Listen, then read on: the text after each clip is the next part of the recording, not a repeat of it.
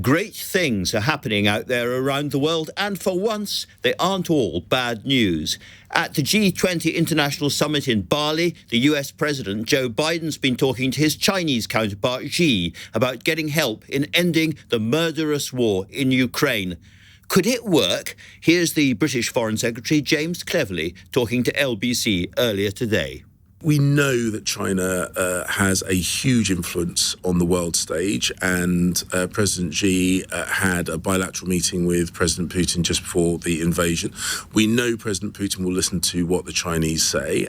Fingers crossed. But in terms of hoping for a safer and more stable world, nothing is more important than better relations between the Americans and the Chinese. Meanwhile, in Ukraine itself, President Zelensky's been able to visit the southern city of Kherson, which his army recaptured when the Russians scarpered back across the river.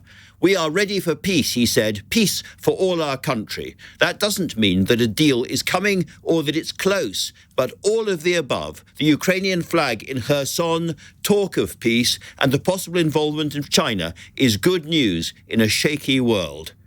So, in a much smaller and more local way is the deal signed today between Britain and France to curb the passage of dinghies carrying migrants across the Channel. London will pay Paris about an extra £8 million or so for more French patrols.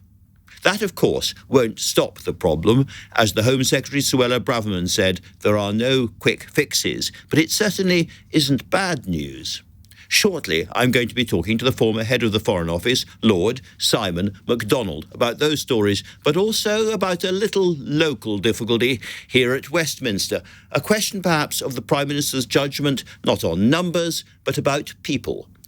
After the departure of Gavin Williamson following bullying accusations, the Deputy Prime Minister himself, Dominic Raab, is under fire for the same thing.